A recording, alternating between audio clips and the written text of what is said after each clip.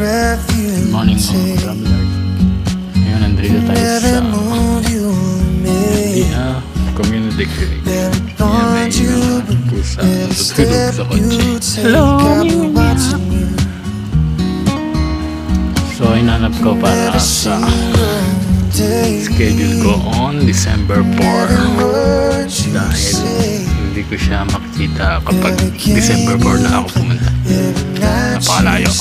Kaya nanonood ko rin siya. Okay, video na natin mga katawag. Ito ang tinatawag na Miliha Health Center or Miliha Polyclinic.